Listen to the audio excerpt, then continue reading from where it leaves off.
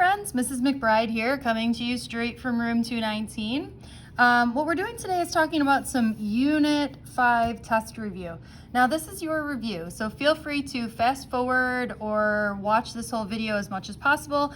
I'm going to go through how to do each one of these particular questions. If you need it, watch it in real time. If you don't need it, fast forward to just check your work. Okay, so here we go. So at the beginning of the unit, as you recall, we did a lot of converting between different bases. So the first question says, take this binary number and convert it to decimal. So I have 1, 2, 3, 4, 5 here, okay? 1, 1, 0, 1, 0. And if I go down by my binary, I've got 1, 2, 4, 8, 16. So I'm going to say that I really have 16 plus 8 plus 2. Or if this really gives me 10, 10 plus 16 gives me 26 base 10. All right, the next one is 572 base 8, and we want to go to base 10. So again, I'm going to do the same thing here. And I've got a 5, a 7, and a 2. But if I'm in base 8, my first number is always 1, my second number is always this, and my third number is 8 cubed, which I have to admit, I do not know off the top of my head. Okay, it's 512. All right, so to calculate this guy here, I'm gonna do 5 times 512. Oops, I'm so sorry. Hopefully you guys are saying, hey, that's not 8 cubed, but that's 8 squared. I'm so sorry. All right, so this gives you 5 times 64 plus 7 times 8 plus 2 times 1.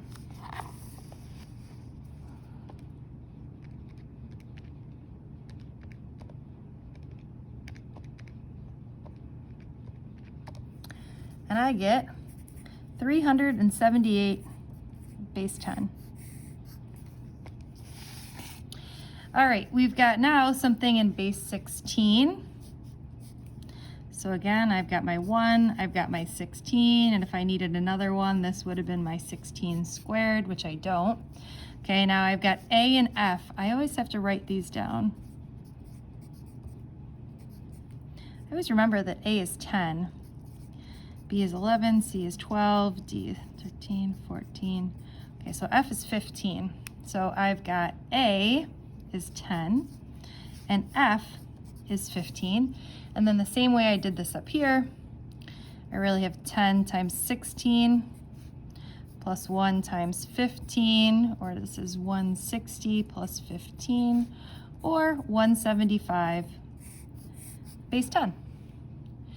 All right, now this says, write cat in ASCII. Use the ASCII chart from page 3. All right, so here's page 3, and it's asking me to write cat with a capital C. So capital C here is,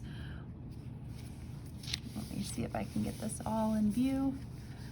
Okay, so capital C is 0, 1, 0, 0, 0, 0, 1, 1, and I'm looking for lowercase a.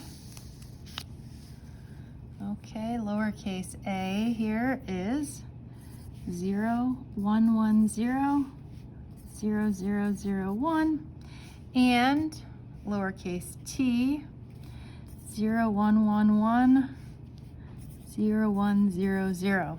Okay. Next, it wants me to convert the following texts using the ASCII chart from my notes. So first of all, I'm just going to divide this so I can see that there's two different ones. All right, so if I'm looking for 0101, okay, 0101. 0101 is somewhere over here, okay? And then I'm looking for 001. Okay, so this gives me 0101. Okay, so the first one, this right here, is going to be capital S. I'll do one more with you and then I will just tell you what the answer is. Okay, Okay, so if I'm looking for 0, 1, 1, 1, looks like it's going to be one of these lowercase letters. And then I've got 0, 1, 0, 0, 0, 1, 0, 0. So this gives me T. Okay, or hopefully you should have found that this one says study well, exclamation point.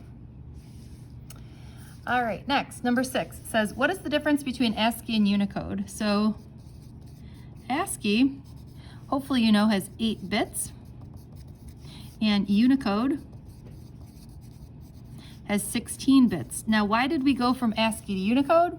Well, because we needed more bits. So think about, we were trying to use all sorts of different languages or have something that is universal that will allow us to convert all sorts of different languages from one to the other. So we basically ran out of bits or ran out of storage space, so we had to have more bits in order to be able to do that. All right, this next one says decode this nonsense message. So again, this is a Huffman tree. First thing I'm always doing is putting a 0 on the left and the 1 on the right, and we're decoding this nonsense. Now remember, in a Huffman tree, each letter can be worth a different number of bits. So we're just going to keep going until we get to the end of the tree. So this one says first 0, then 1, then 0. So in this case, 0, 1, 0 gives me capital E. Okay, starting again. Now I've got 1, 1. So that I'm going to make an underscore for like my space. It'd be nice if I could make it like this. Okay, 0, 1, 1, 1, 1. That is B. Okay, and if you continue to do all of this, you get E space B H G space DB. Hopefully you got that. All right, moving on. You're looking for make your own Huffman tree using the following message. So I'm telling you that it doesn't matter if your Huffman tree is perfect, but we need to have the right philosophy that the fewer the letters should go towards the bottom, the more letters should go towards the top. Okay, so the first thing you're going to do is start by counting each letter. So there's 1 C,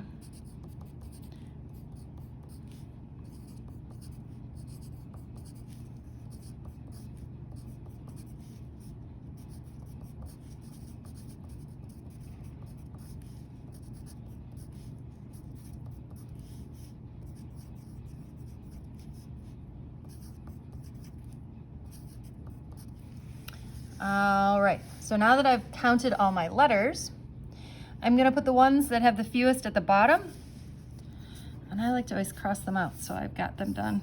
Okay, so here's C and here's T, and they're coming together. I'm going to do the same thing for U and E, and again, let me stress that your tree does not have to look the same as my tree.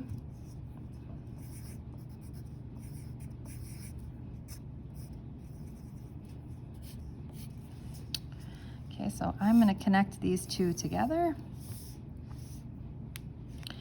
And I'm going to connect this with maybe this A. Each one only has to have, each one can only have 2 branches, right? Maybe we do, I've got some 2s here. I'll do an S and an R. Okay, where can I put this L? Maybe I'll put this L over here.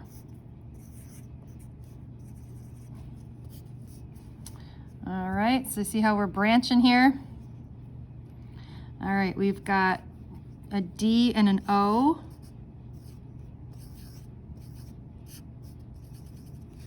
Okay, so let's start connecting some things.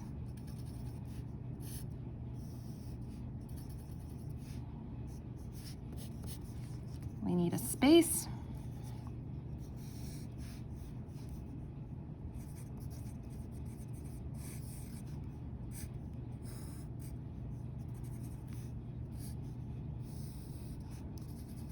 Okay, does your Huffman tree need to look just like mine? Absolutely not, okay? But what you then should be able to do is say, let's say for example, I wanted to know, how do I get the letter T? All of my right branches should be, so all my left should be 0, all my right should be 1. So if I wanted to get the letter T, I would go 0, 1, 0, 1, 1, okay? And it doesn't matter that there's a lot of bits in that, or a lot of digits, because I only have one T in here, so it's not that big of a deal. Remember, Huffman coding, is a compression algorithm. All right, my physics students, what does the amplitude of a sound wave tell you? Well, amplitude tells me loudness. So if I change the amplitude of my voice, I'm changing the loudness. And if I change the frequency, this is going to change the pitch.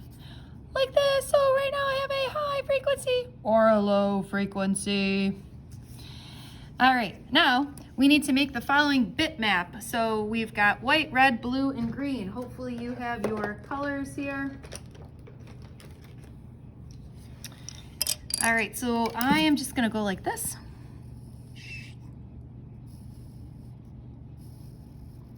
All right, so the first one is, so I'm looking at the first row here. This one is 0, 0, so this is a white. This is a white.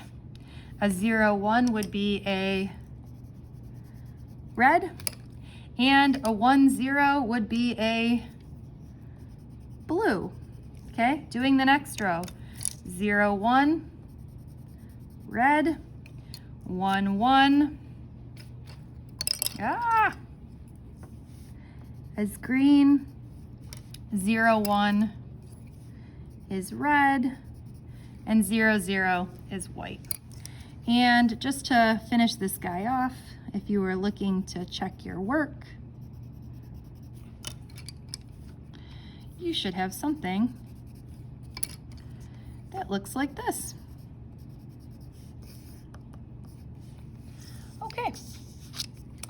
All right, last but not least. Actually, not last and not least. Here we go, the last one on this paper. So the question is, why can't 634 be a number in base 6? And the answer is that base 6 can only use digits 0 through 5, right? So base 6 can only use digits 0 through 5. So a base 6 number cannot have a digit of 6. Okay? This could be a number in base 7, because if we were in base 7, this could have numbers 0 through 6, right? Because this gives me, so 1, 2, 3, 4, 5, 6. 1, 2, 3, 4, 5, 6, 7 numbers gives you 0 through 6. Hope that makes sense. All right, now, last but not least, this one wants me to write 161 as a binary number. So I've given you this here. I like to just write out this in terms of the different nibbles. Okay, remember this side is the MS nibble, this side is the LS nibble. M stands for most significant, L stands for least significant. It's most significant because if you make changes, it will do the most damage. All right, so remember when I'm doing this, I start by saying, okay, if I take 161 and I subtract 128, I have 33 left, so that would be 0 for this one. I would put 1 in the 32, minus 32, and I have 1 left. So all of the rest of these are zeros, except for the 1.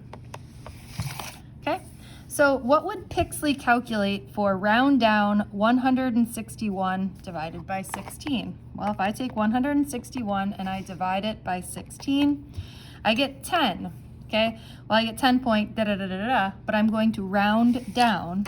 So Pixley is going to calculate 10. Another way of doing this is to actually do some long division, right? That 16 goes into 16 once, and there is a remainder of 1. That'll be important in a second. Okay, so now we're going to convert our previous answer to binary. Or, right, 8 plus 2 gives you 10. Okay, so describe what dividing base 10 by the number 16 does to its binary representation. Well, what does this give you when we divide by 16? This is going to give me the MS nibble. Okay, next one. What would Pixley calculate if we wanted to find the remainder of 161 divided by 16? Well, lucky for us, we already talked about the fact that the remainder is 1. So if we convert this to binary,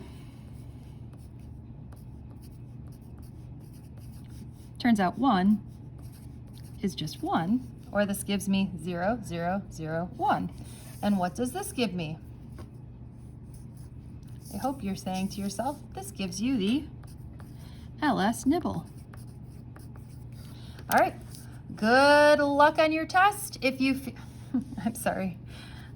My mom gave me these teacher pencils, and I feel like this is just not even nice, right? So I was like, I'm gonna use this pencil so I can use it, but I totally enjoy students, so ignore this. All right, bye friends, good luck on your test. If you still have questions after watching this video, please reach out to me through email, through Google Classroom, or through Remind. Good luck.